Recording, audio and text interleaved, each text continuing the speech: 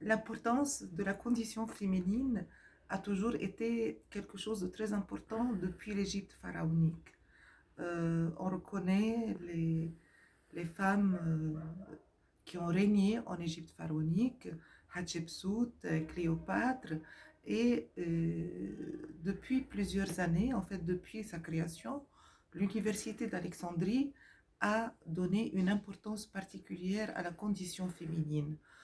Cela en suivant les orientations de l'État égyptien et aussi parce que l'Université d'Alexandrie apporte une importance particulière à la réalisation des objectifs de développement durable, dont l'objectif 5.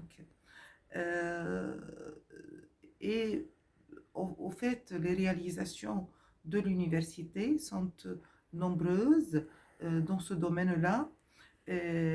Avant de joindre le consortium AUF, l'Université d'Alexandrie a travaillé dans ce sens, mais le fait de rejoindre le consortium est une grande opportunité de partager ce que l'université a fait et a réalisé, profiter des expériences des collègues dans les autres institutions et en fait une ouverture internationale à ce qui se passe dans le domaine de l'égalité femmes-hommes.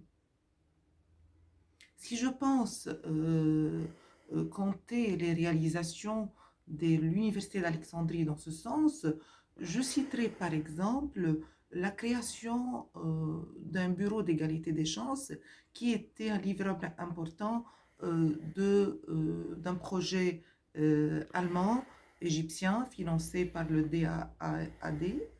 Et aussi, l'Université d'Alexandrie a créé le bureau d'atténuation de la violence contre la femme, un bureau pionnier, une réalisation très importante. Troisièmement, une action très importante est le soutien de l'employabilité et l'entrepreneurship et de façon particulière l'entrepreneurship féminin pour donner une chance aux femmes de l'Université d'Alexandrie et à l'extérieur aussi de l'Université d'Alexandrie d'avoir une autosuffisance économique et d'avoir une carrière réussie. Ça, c'est une réalisation très, très, très importante et en fait, on verra ses fruits dans les années à venir. La prise de décision est une composante très importante de la gestion et l'Université d'Alexandrie a accordé une importance particulière à la représentation des femmes dans les instances de prise de décision.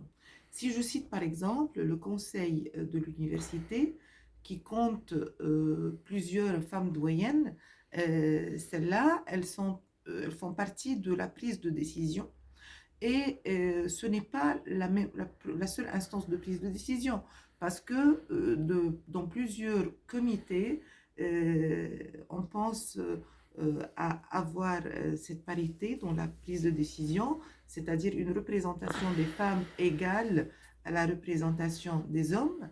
Et il faut citer aussi dans ce sens que le nombre d'étudiants et étudiantes a en fait dépassé même la parité, c'est-à-dire on a un nombre d'élèves femmes dans des disciplines non traditionnelles qui dépasse le nombre d'élèves hommes.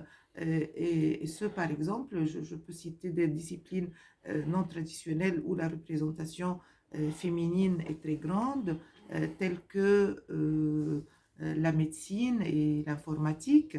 Et nous sommes vraiment très fiers de faire partie du consortium EFH de l'AUF, Égalité Femmes-Hommes, que j'aimerais décrire dans quelques mots. Le consortium et le partage, c'est l'objectivité, c'est l'intérêt global apporter au campus universitaire, à la vie académique et par la suite à la vie économique. Et en fait, c'est pour moi, le consortium, il travaille pour le bien-être du campus en général, dans différentes régions de l'AUF. Et donc, on travaille pour l'humanité, à mon sens. Je souhaite tout le succès à nos efforts et au consortium Égalité Femmes-Hommes.